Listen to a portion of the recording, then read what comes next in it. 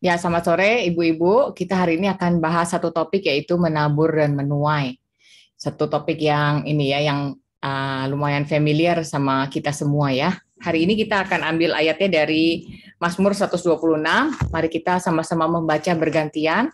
Saya akan membaca ayat yang genap, yang ganjil. Lalu ibu-ibu semua bisa baca ayat yang genap. Nanti yang ibu-ibu diwakilin satu orang aja ya, supaya nggak semua berbarengan nanti Zoom-nya akan ini bertabrakan. Boleh minta Bu Linda, jadi saya baca satu, Bu Linda baca dua, begitu selanjutnya ya. Mazmur 126. Pengharapan di tengah-tengah penderitaan, nyanyian siarah, ketika Tuhan memulihkan keadaan Sion, keadaan kita seperti orang-orang yang bermimpi. Pada waktu itu, mulut kita penuh dengan tertawa, dan lidah kita dengan sorak-sorai. Pada waktu itu, berkatalah orang di antara bangsa-bangsa, Tuhan telah melakukan perkara besar kepada orang-orang ini. Tuhan telah melakukan perkara besar kepada kita, maka kita bersuka cita. Pulihkanlah keadaan kami, ya Tuhan, seperti memulihkan batang air kering di tanah Negeb. Orang-orang yang menabur dengan mencucurkan air mata akan menuai dengan bersorak-sorai. Orang yang berjalan maju dengan menangis sambil menabur benih, pasti pulang dengan sorak-sorai sambil membawa berkas-berkasnya. Ya, mari kita berdoa sekali lagi ya, Ibu-ibu. Bapa dalam surga, kami bersyukur karena kami boleh menikmati firman.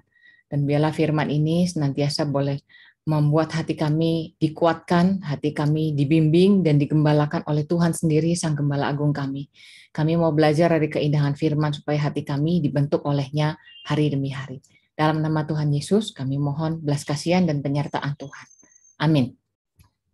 Ya, ibu-ibu semua, ini kan dari Mazmur 126, ini adalah satu kategorinya Mazmur ziarah ya, Mazmur yang dinyanyikan orang-orang ketika kembali dari pembuangan.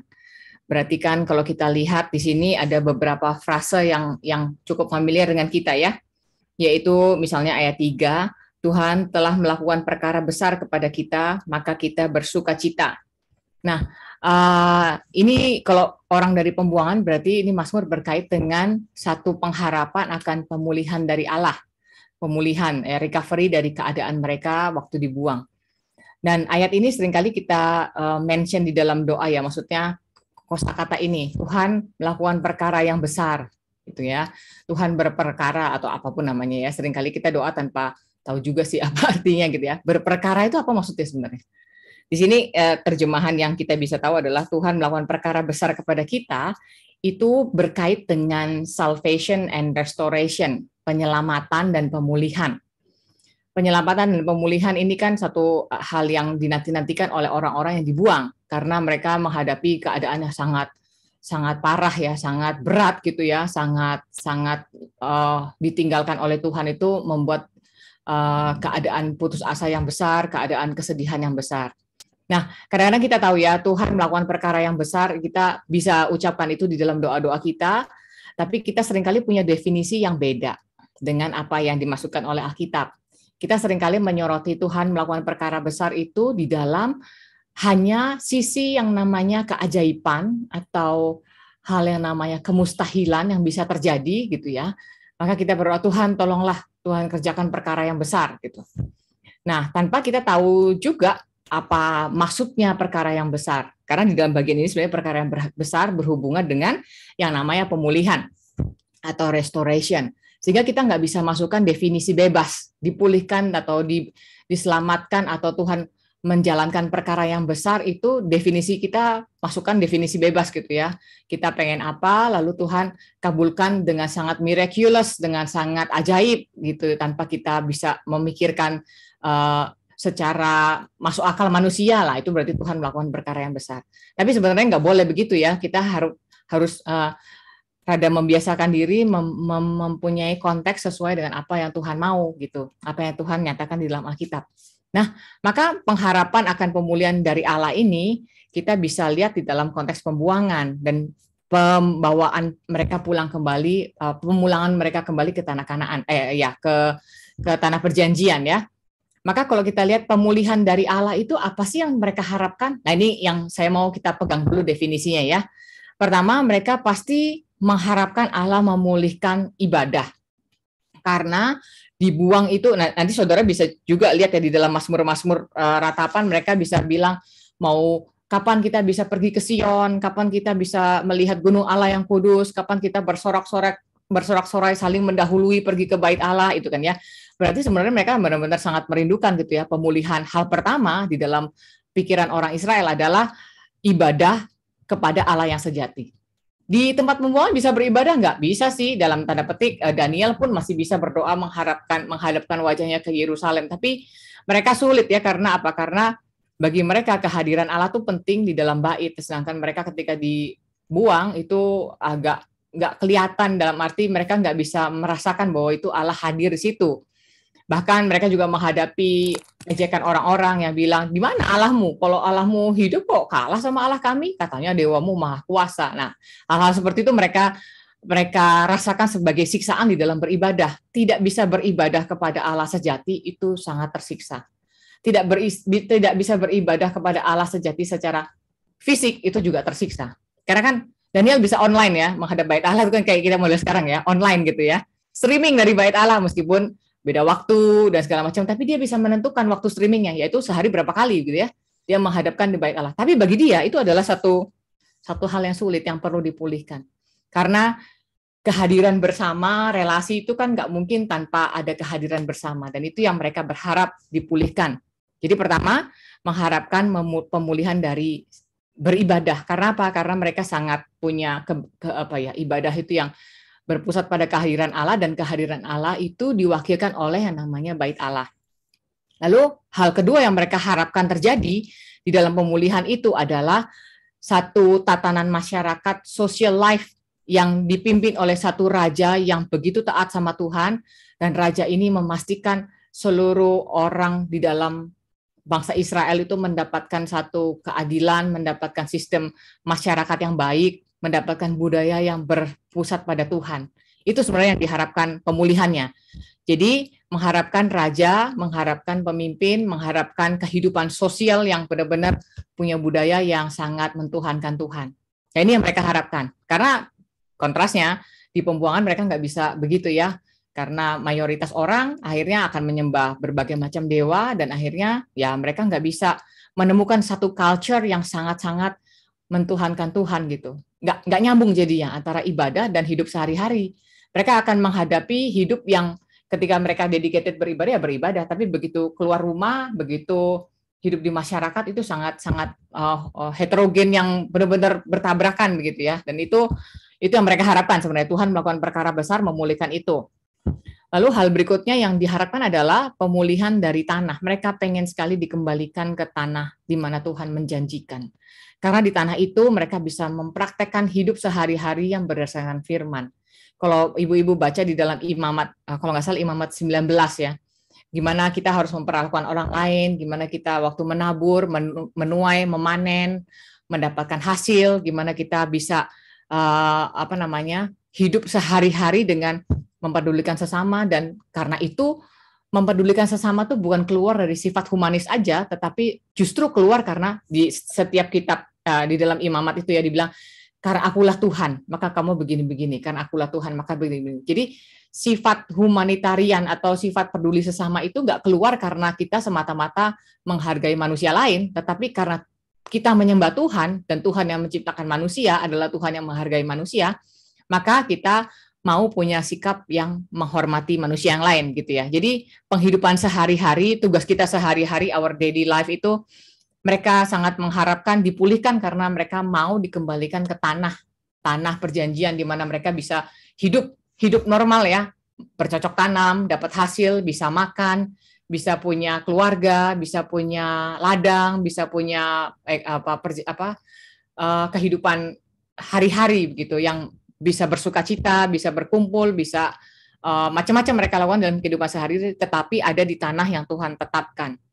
Sehingga ini situasi yang di dalam ayat 1 sampai 3 dikatakan bahwa orang-orang ini menantikan seperti itu, menantikan satu situasi pemulihan dari Allah.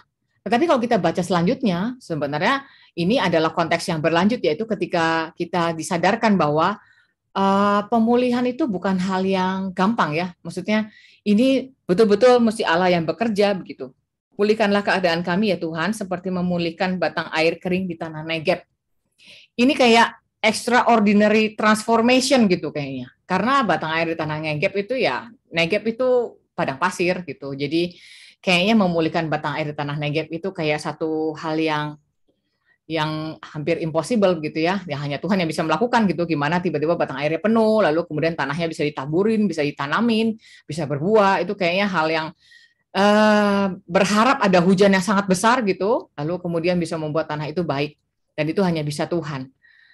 Jadi ini adalah realita yang dihadapi gitu. Realita yang dihadapi yaitu pertama adanya situasi yang mereka lihat adalah seperti padang gurun Negeb. Jadi hampir nggak mungkin di tengah situasi yang udah dibuang itu pulih itu seperti angan-angan gitu ya. Makanya di sini dibilang keadaan kita seperti orang-orang bermimpi, kayak nggak mungkin bisa begitu lagi. Nah ini yang menjadi konteks pertama ya.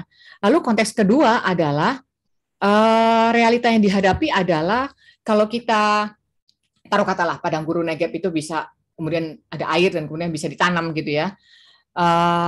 Orang yang menabur ini akan menabur dengan chance ada gagal panen. Kita kan topiknya ini ya menabur dan menuai ya. Menabur ini adalah satu kegiatan yang mesti siap bahwa waktu menabur itu bisa gagal panen. Nah ini yang membuat orang nanti di bawah itu kan dibilang seorang menabur dengan mencucurkan air mata akan menuai dengan bersorak-sorai. Kenapa menabur mencucurkan air mata ya? Menabur aja. Enggak. Kalau kita menabur nggak nothing tulus gitu ya, seperti kita punya hobi hidroponik gitu, menabur aja nggak berkembang ya besok kita beli sayur di pasar gitu selesai masalah. Tapi enggak loh, mereka itu kan konteksnya menabur ini dengan situasi bahwa sebelumnya gagal panen besar-besaran yaitu ketika dibuang. Ini failnya benar-benar nggak tahu mau makan apa karena panen sebelumnya yang harusnya bagus gitu ya, enggak. Kemarin tuh cerita gagal. Nah sekarang harus mulai lagi. Nah gimana harus mulai lagi dengan latar belakang cerita gagal gitu ya. Orang sudah gagal berkali-kali itu kan, apalagi kegagalannya besar, untuk mulai lagi menabur itu ada satu uncertainty gitu ya, ada satu wah gimana ya gitu. Jadi ini konteksnya ya. Jadi orang mau menabur dengan air mata. Why? Karena sebelumnya panennya gagal dan gagalnya total. Pak Ivan pernah cerita di PA di pusat, dia bilang orang zaman sekarang tuh kalau bilang kelaparan itu konteksnya adalah orang nggak punya uang, nggak bisa beli makan, itu berarti kelaparan. Karena nggak punya uang gitu ya, stok makanannya ada. Tapi kalau konteks zaman dulu dalam Alkitab, kalau dibilang kelaparan, itu emasnya ada, makanannya nggak ada mungkin. Jadi tidak ada bahan yang bisa dimakan, meskipun umpama ada uang. Sehingga ini perlu kita pahami juga ya dalam mungkin hidup sehari-hari. Kita punya praktikal adalah kita belajar concern kelaparan zaman sekarang ya. Kita mungkin nggak ada ya yang kelaparan karena nggak ada bahan makanan lagi, kecuali ada bencana atau situasi khusus. Tetapi di sekitar kita bisa penuh kelaparan, yaitu orang-orang yang memang nggak bisa makan lagi besok karena nggak ada uang. Jadi ini ya, maksudnya ya satu sisi yang kita bisa pikir lebih lanjut. Jadi Alkitab bilang ayat mana tadi 5-6, orang-orang yang menabur dengan mencucurkan air mata akan menuai dengan bersorak-sorai. Kenapa mencucurkan air mata? Karena yaitu situasinya kayak padang gurun Negeb yang nggak mungkin bisa ditanemin. Kedua, kalaupun bisa ditanemin, pernah ada satu situasi kegagalan yang besar, yaitu pembuangan. Jadi ini bukan hal yang gampang. Tetapi Tuhan bilang di dalam Mazmur ini, keep sowing gitu, teruslah menabur. Lalu teruslah berjalan maju. Orang yang berjalan maju dengan menangis karena situasinya sulit pasti akan menangis kan ya. Normalnya kan begitu ya. Tapi jangan menangis doang gitu. Ayat 6 mengatakan orang yang berjalan maju dengan menangis sambil menabur benih pasti akan pulang dengan sorak-sorai sambil membawa berkas. Nah, situasi hidup kita seringkali menghadapi hal-hal yang mirip ya. Kita sering ada kegagalan dalam apapun gitu, lalu kita harus menabur lagi. Kadang-kadang kita lupa untuk berjalan maju sambil menabur. Kan seringkali kita dihibur, ya hidup harus jalan terus lah ya, hidup harus jalan terus, jangan stuck di satu tempat, hidup harus jalan terus. Boleh sih jalan terus, tapi jangan lupa Alkitab mengatakan jalan terus sambil menabur benih. Karena kalau jalan terus nggak nabur, at the end of the day nggak dapat apa-apa juga, karena nggak ada yang tabur kan.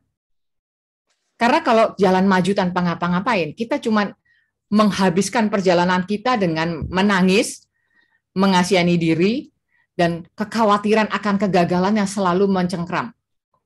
Karena kita nggak pernah lakukan apa yang seharusnya gitu. Jadi akhirnya ya bukan takut gagal sih kalau gitu ya. Gagal udah ada duluan, udah datang. Kalau takut gagal itu kan di kemudian hari berarti ada chance dong, berhasil dan tidak kan ya. Tapi kalau nggak menabur, gagal itu udah di depan, langsung langkah pertama, nggak ada pilihan untuk menuai. Kegagalan sudah di depan mata kalau kita tidak maju dengan menabur. Nah ini yang sebenarnya diingatkan oleh pemazmur ya. Jadi lihat pemazmur sangat realistis kasih tahu situasi kita dan kita diharapkan tetap menabur. Nah sekarang kita mau masuk pertanyaan selanjutnya yaitu kita mau nabur apa sih sebenarnya? Practically apa kita menabur apa gitu kan? Nah berkaitan dengan tadi ya pembuangan dan pemulihan, maka saya mau kita konsentrasi menabur apa yang akan dipulihkan gitu. Jangan menabur yang enggak gitu kan.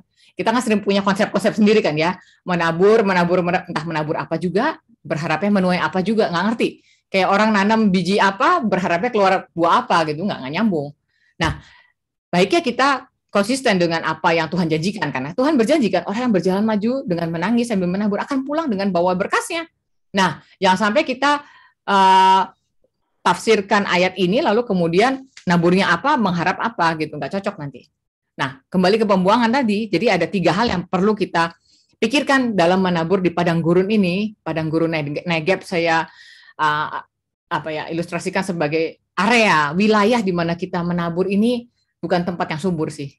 Dunia tempat kita hidup ini bukan tempat yang subur, karena memang dosa sudah mencemari seluruh aspek. Jadi jangan harap ini tanah yang subur, sekali tanam di kayak orang di Indonesia ya, dilempar satu benih besoknya udah nongol karena tanahnya subur banget gitu. Nggak perlu diapa-apain udah akan tumbuh sendiri. Tapi situasinya nggak begitu.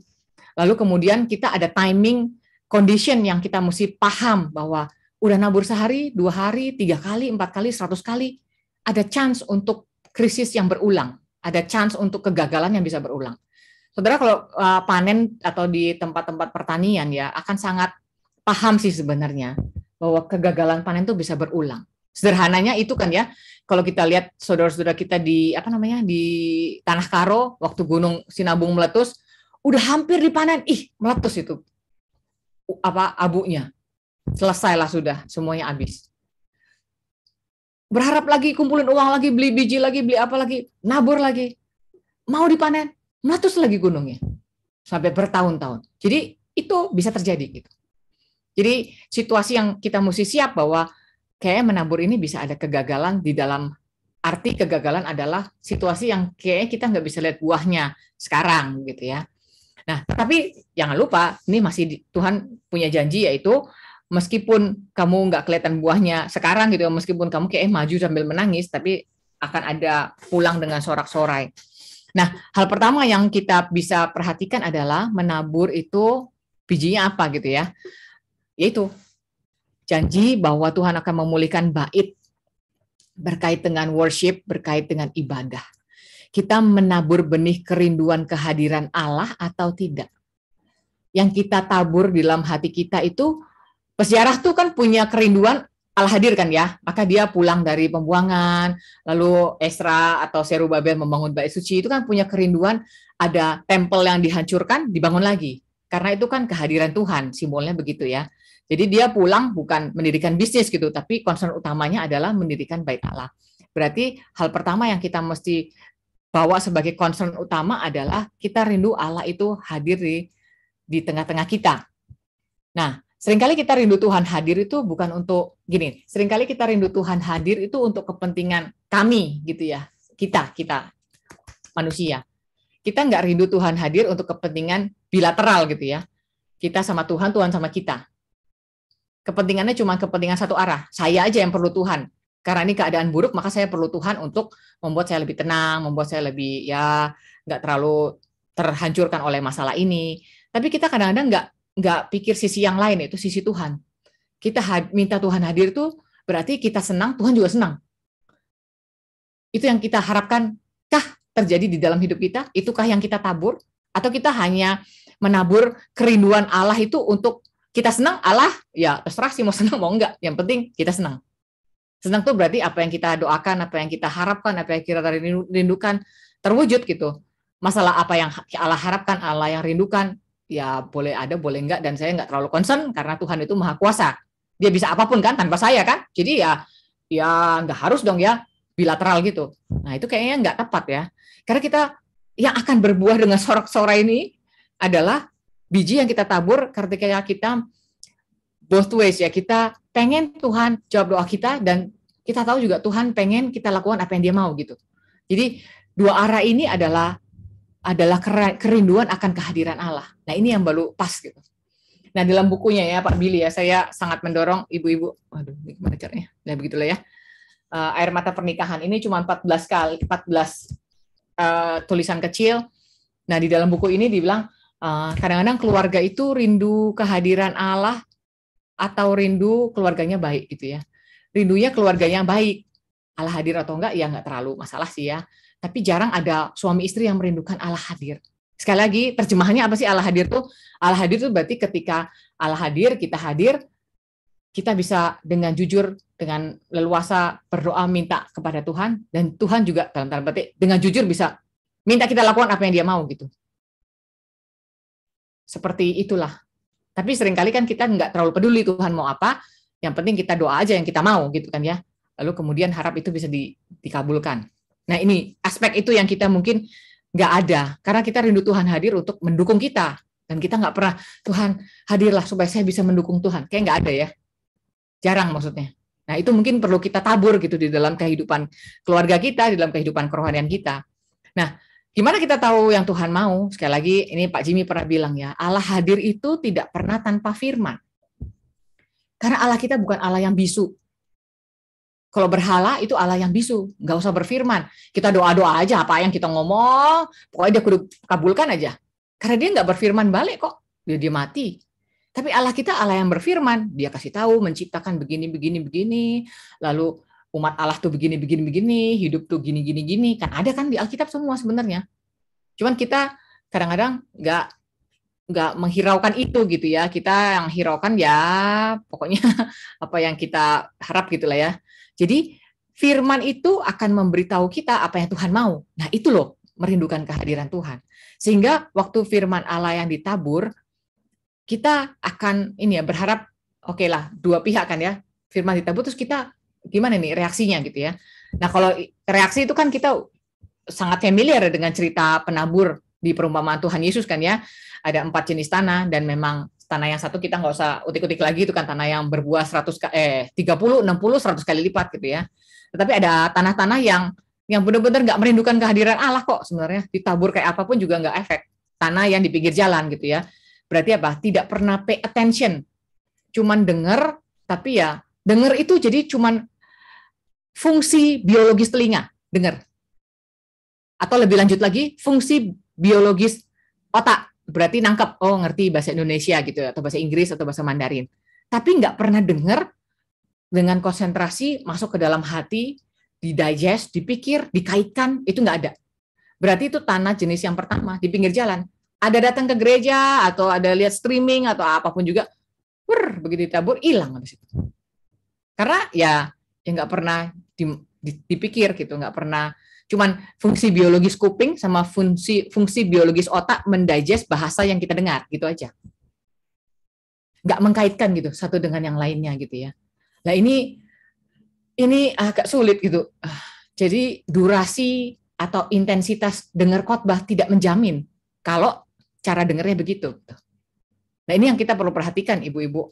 Lalu kemudian tanah yang berbatu tipis gitu ya, tanah tapi bawahnya ada batu-batu sehingga sementara kelihatan bertumbuh tapi habis itu ada satu dan lain hal ketika cara berpikirnya di challenge gak robah sehingga ya nggak bisa tumbuh karena cara berpikirnya di challenge nggak rubah gitu, nggak bisa ada sesuatu yang terjadi.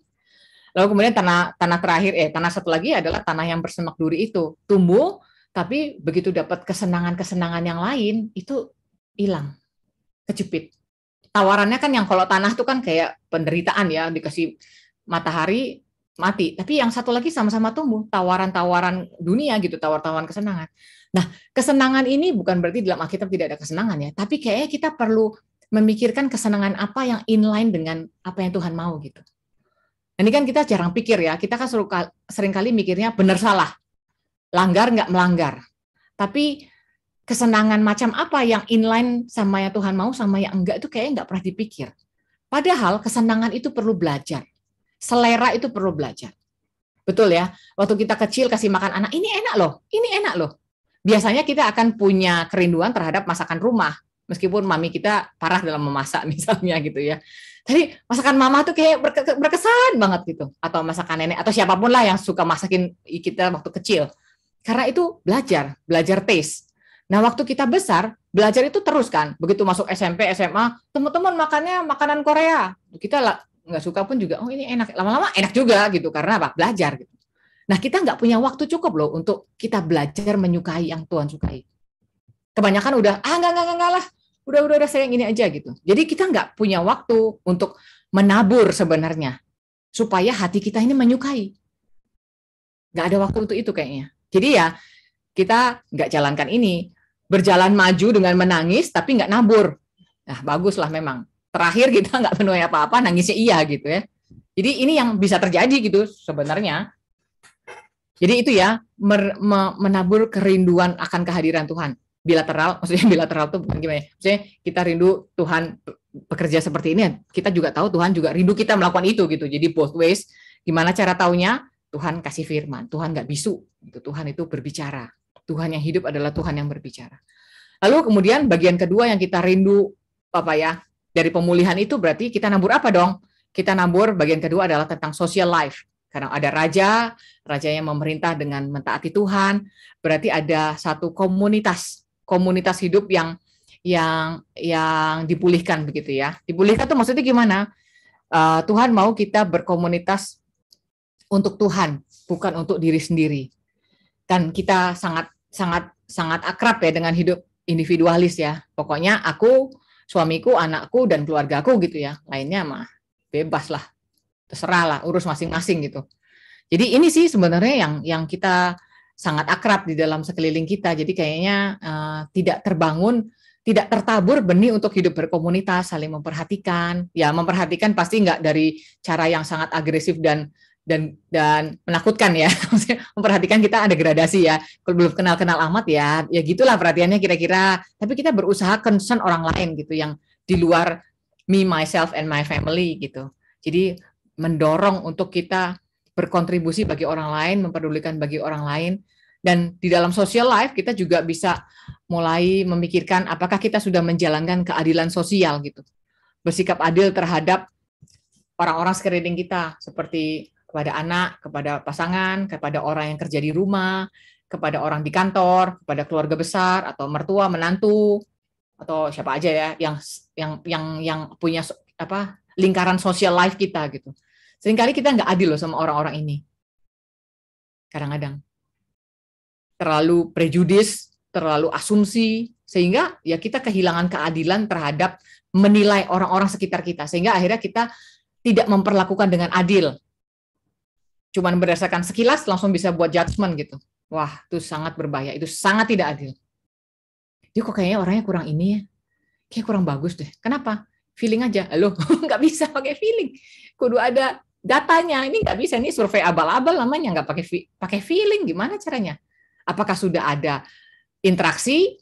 Dan interaksi kalau sekali juga nggak bisa jadi kesimpulan kan, harus berkali-kali baru berarti memang polanya gitu, baru kita bisa simpulkan. Tapi kalau belum ya nggak bisa dong. Sehingga bersikap adil ini penting. Ini bukan hanya untuk urusan raja dipulihkan ada pemerintah Kristen gitu, bukan. Tapi kita punya society yang dipenuhi dengan nuansa keadilan gitu, nuansa keadilan bersikap kepada orang lain. Ya bisa mulai dari kita ya, ibu-ibu semua, betapa indahnya situasi masyarakat ya. Kalau ibu-ibunya, ini saya nggak ngomong bapak nggak boleh gitu ya, karena kan lagi nggak ngomong sama bapak-bapak, ngomongnya sama ibu-ibu. Kalau ibu-ibunya tuh benar-benar punya keadilan, wah itu benar-benar bisa gimana ya, anak di rumah tuh ya waktu kita nasihati misalnya nggak langsung setuju, tapi dia tahu mama gue ini adil ini, nggak bias, nggak maunya dia doang. Nggak cuma caranya dia aja yang paling benar seluruh dunia, tapi dia adil gitu. Nah ini yang saya juga berjuang sih ya. Di dalam interaksi sama anak, kita kan kadang-kadang maunya cara kita, tapi kita juga mesti ngerti dia nih orang lain di luar kita yang perlu juga sense keadilannya kita hargai begitu. Sehingga ini ya, kalau kita tuntut orang lain atau raja bersikap adil, so kita gimana? Kita sebagai orang yang ditempatkan untuk mengatur keadilan bagi orang sekitar kita sudah adil belum? Nanti sama ya, terhadap peduli terhadap gereja Tuhan, terhadap sesama jemaat, gimana kita menerapkan keadilan. Karena interpersonal relation itu kalau nggak ada keadilan pasti rusak. Karena asumsi kita doang yang benar. Penilaian kita satu-satunya yang mutlak. Orang lain punya penilaian, kamu tahu. Nah itu kan nggak bisa. Karena nggak ada sense keadilan ya. Kita bisa menuntut sense keadilan kepada pemerintah gitu ya. Oh pemerintah nggak adil. Kepada siapa? Oh, bos nggak adil. Nah diri kita sendiri udah ditanya belum pertanyaan itu? Nah itu yang perlu kita tabur loh. Tabur sense keadilan. Karena apa? Karena kita ini makhluk sosial yang interaksi overlap sosialnya cukup banyak gitu. Keluarga, suami, keluarga besar, menantu, mertua begitu ya. Jadi sama ya, menantu-menantu harus bersikap adil kepada mertua, mertua-mertua juga harus bersikap adil kepada menantunya. Jangan mau-maunya sendiri, sifatnya opresif gitu. Pokoknya dari top down. Pak Cipto pernah bilang ya, ada beberapa kuasa di dalam dunia ini. Kuasa pertama adalah kuasa duit. Orang yang kaya punya otoritas. Kuasa kedua adalah kuasa jabatan. Nggak peduli bagaimana kalau jabatannya bos, ya kudu ada kuasanya gitu ya. Kita rasa, wah ya. Terakhir saudara, nggak punya uang, nggak punya jabatan. Masih ada satu kuasa lagi yang top chair. Kuasa usia. Udah tua itu kayak udah pas paling benar gitu. Wah itu sangat berbahaya. Bagi ibu-ibu yang sudah tua, bukan mengasumsikan begitu, enggak. Banyak orang tua yang bijaksana. Tapi bagi kita yang mungkin belum tua, hati-hati. Karena kita bisa menuju ke sana. Waktu kita tua nanti kita nggak punya jabatan, nggak punya duit, tapi punya modal umur. gitu ya. Kepala berapa? 5, kepala 6. Waduh, udah kayaknya udah nggak pernah salah tuh analisanya. Enggak tuh. Enggak banget gitu. Kita nggak mengandalkan usia, tidak menghina pengalaman, tapi kita mau meninggikan yang namanya keadilan sosial. Karena keadilan sosial ini Tuhan sangat hiraukan di dalam, kalau saudara baca imamat itu atau nabi-nabi, itu keadilan sosial penting sekali. Ya ini yang mau kita tabur ya. Kalau dari muda kita biasakan adil, biasakan fair gitu, menilai orang, menilai diri. Ini akan sangat bersyukur nanti masa tuanya. Pak Tong pernah bilang ya, kalau muda pintar, tua 2 kali lipat lebih pintar. Kalau mudanya nggak mau belajar, bodoh-bodohan, tua 2 kali lipat. Pokoknya semua yang di muda itu ada, tuanya 2 kali lipat aja. Nah, saya harap ini, seperti yang kita bilang kan, menabur nanti menuai berkas-berkas yang bersorak-sorai. Nah, ini kita tinggal bagaimana nih nanti. Apa yang mau kita tabur. Jadi taburannya begitu ya. Lalu ketiga, Tuhan kan berjanji memulihkan tanah. Karena mereka dijanjikan akan diam di tanah perjanjian. Itu berkaitan dengan satu daily life. Hidup sehari-hari yang Tuhan percayakan kepada kita ya. Hidup sehari-hari ya, everyday life lah ya. Ada ketekunan, ada kerajinan. Ini kan yang dipuji di dalam Amsal 31 ya. Wanita bijak itu ya, wanita yang bijaksana itu punya kerajinan. Kerajinan itu bukan dinilai dari berapa pagi bangunnya. Cuman saya pikir gini, kerajinan mesti dinilai dari berapa banyak tugas, berapa banyak jam yang ada tugas. Nah, itu. Bukan dinilai dari berapa pagi bangunnya ya. Ya itu termasuk sih. Kok kesiangan juga nggak boleh ya. Bukan dari berapa pagi bangunnya ya. Wah saya bangun jam 4, saya bangun jam 5. Kamu bangun jam berapa? Ya abis itu jam 12-nya tidur lagi, sama aja bohong gitu ya. Enggak. Tapi berapa rapat tugas tiap jam. Ini bukan berarti workaholic, bukan kan. Tetapi kita tahu tiap jam itu ada tugasnya. Ini saya belajar benar-benar dari yang Pak Jimmy pernah cerita, Abraham Kuyper. Abraham Kuyper bisa lakukan banyak hal karena dia sederhana sih. Tiap jam ada tugas. Jam segini ngapain. Di situ boleh masukin ya, jalan-jalan sama anak, nyapu ngepel, masak, baca buku, baca Alkitab, nonton Khotbah Pak Tong, apalah bebas lah. Tapi setiap jam ada tugasnya. Kalau enggak, nanti kita pasti habisin jam itu dengan yang enggak. Gitu ya. Kalau kita scrolling YouTube atau IG atau apapun, itu enggak rasa berjam-jam udah hilang. Tapi enggak ada tugas yang jam itu hilang. Akhirnya kita terjebak dalam yaitu Kita nggak nabur apa-apa. Apa yang ditabur? Nggak ada kok, waktunya hilang gitu aja. Jadi bukan berapa pagi bangunnya ya, tapi berapa jelas tugas tiap jam. Ya saya harap ibu-ibu sama-sama ya, kita punya tugas tiap jam yang kita bikin gitu. Karena apa? Karena dulu waktu kita sekolah kan gitu ya, ada jadwal ya, Senin, Selasa, Rabu, Kamis, Jumat, Sabtu gitu ya. Lalu PR, kapan deadline. Kalau kuliah juga gitu ya, bikin skripsi, nanti proposal, nanti ujian, nanti sidang, semua ada ini ya loh, ada jadwalnya. Tapi begitu kita nikah, kayak jadwalnya hilang gitu ya. Jadwalnya 24 jam nyapu ngepel, 24 jam masak, nggak tahu lah. Tugasnya udah campur aduk, nggak karu-karuan. Tapi baik untuk kita bisa membiasakan diri ada tugas tiap jam. Karena itu kita akan punya ketepatan dalam menilai diri yang kita tabur nih, jalan nggak sih taburannya nih? Atau jangan-jangan waktu habis dan kita nggak ngapa-ngapain gitu. Nah ini yang jadi concern saya ya, maksudnya kita sama-sama berjuang, karena ya secara real memang betul kalau sudah nikah, punya anak, banyak ya ada saja hal yang diurusin, tapi hal itu bisa dikategorikan sebenarnya dan bisa dimasukkan di dalam jadwal. Kalau nggak bisa dimasukin di dalam jadwal, berarti hal itu tidak akan terlaksana sebenarnya. Kita akan lupa, kita akan miss, dan kita akhirnya habis waktu, gawat, belum lakukan ini. Nah, karena nggak ada di jadwal, hilang. Itu yang bisa terjadi ya. Maka masukkanlah jadwal baca buku, masukkanlah jadwal baca Alkitab, masukkanlah jadwal renungan, masukkanlah jadwal belajar, karena sangat penting untuk kita terus menaburkan hal ini. Karena kan kalau muda, bijaksana, nanti tua 2 kali lipat kan ya maksudnya. Jadi kalau jadwalnya nggak ada, nanti tua jadwalnya nggak ada tuh. Nggak ada yang dipetik, karena memang nggak ada gitu. Nggak ada yang ditabur. Nah, hal-hal detail seperti ini yang saya harap kita bisa aplikasikan di dalam situasi masing-masing. Setiap orang pasti beda. Cuma situasinya itu ya. Situasinya adalah kita mesti tahu, paham tadi ya, kembali ke bagian pertama saya konklusikan, realnya adalah kita menabur di padang gurun, Negeb, seperti kayaknya nggak mungkin banget ini, gimana bisa menabur di tempat seperti ini. Kalaupun Tuhan kasih hujan, lalu kemudian itu bisa ditanemin, ya ada situasi lain yang kita mesti siap bahwa nabur itu bisa gagal.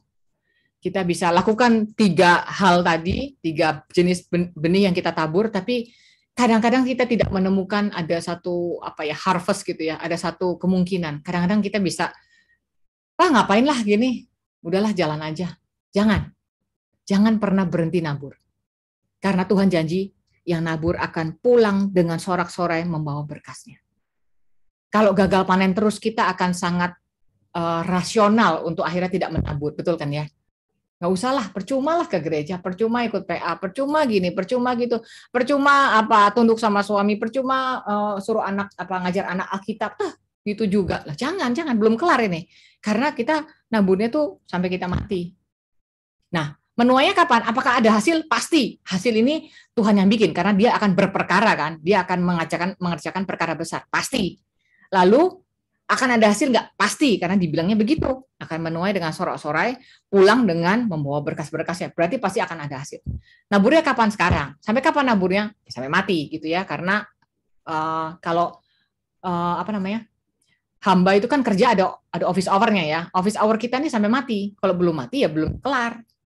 Ibu-ibu pasti nggak suka kan ya membantu di rumah. ART di rumah yang belum kelar jamnya udah kabur, ngacir duluan gitu ya, atau udah santai-santai duduk-duduk main HP gitu.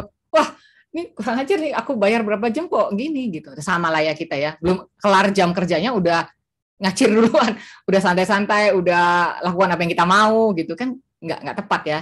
Jadi kita ya menabur belum selesai, waktunya belum habis kok. Jadi kita terus sampai kita mati. Kapan tuainya? Tuainya ada beberapa waktu ya, beberapa jadwal. Jadwalnya adalah ada yang masih bisa kita lihat buah yang muncul waktu kita hidup. Waktu pertama. Waktu kedua, jadwal kedua adalah buahnya nanti waktu kita udah mati. Ada buahnya. Tapi Tuhan Yesus belum datang. Masih ada di generasi anak kita, cucu kita. Dia bisa, wah untung mamah dulu begini. Itu kan sering kita dengar ya. Kalau cerita-cerita keluarga besar atau kita kunjungan ke orang mati gitu kan. Ada gitu cerita-ceritanya kan. Lalu ketiga, ya nuainya nanti kalau Tuhan datang. Karena Dia janji itu tahun penuaian yang besar. Kita kan nggak percaya teologi yang bilang tiap tahun penuaian ya, terus nggak ada juga hasilnya gitu. Tahun penuaiannya salah jadwal dia. Jadwalnya adalah sebenarnya nanti waktu Tuhan Yesus datang lagi, itu penuaiannya besar. Mari kita rajin gitu, rajin menabur dan jangan tertipu dengan ketidakadaan hasil. Karena sebenarnya jangan lupa, waktu panen itu ada jadwalnya kan. Ibu-ibu kalau nanam apa-apa kan nggak mungkin menuai sebelum waktunya gitu. Ya nggak ada barangnya, nggak ada buahnya. Ya kan, orang-orang di tanah Sumatera Utara seringkali bapak-bapak tuh nanam kelengkeng, nanam duku. Kapan nuainya? Ya anaknya yang dapat hasil. Waktu dia tanam masih muncul segini, 15-20 tahun, tahun ke-20 sekian baru bisa dipanen. Dan itu pun nggak tentu hasil pertama. Hasil kedua, ketiga, oh ternyata manis dan segala macam. Betul kan ya? Nah ini loh, kita nabur itu mesti ingat ada 3 jadwal.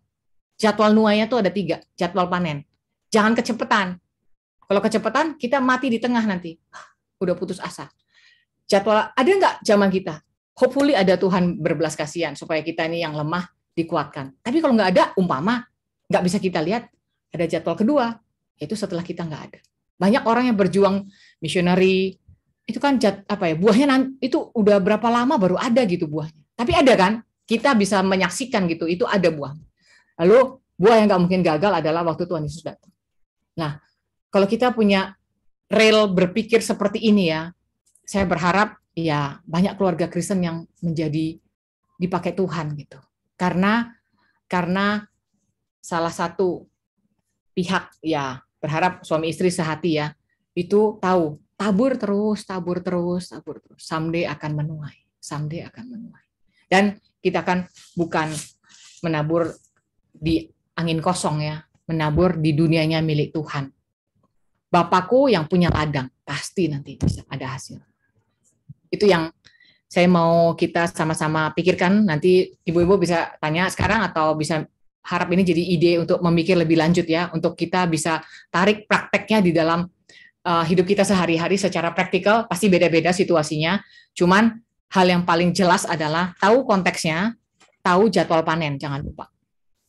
Itu aja dipegang, sehingga kita nggak akan jadi jadi lemah dan kemudian mau nggak mau harus berjalan maju kok. Cuman mau berhenti, pundung, apalah gini, nggak usah lagi gini. Pundung kan, yuk jalannya maju terus, ambil nangis. Tapi hari terakhir juga nggak dapat apa-apa. Nggak ada apapun yang bisa dituai, karena ya pundung di tengah. Jangan jadi orang pundungan sih. Ya kita selalu bisa diingetin sama Tuhan ya, karena Tuhan yang janji, dia nggak pernah bohong, dan itu yang jadi pengharapan untuk Tuhan mengerjakan perkara yang besar. Baik, mari kita berdoa ibu-ibu untuk menutup PA kita pada sore hari ini.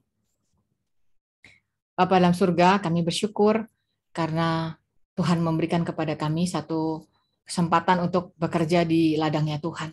Kami tidak mau berhenti bekerja sebelum waktu bekerja habis. Karena kami harus bersikap sepantasnya terhadap Tuhan yang memberikan pekerjaan.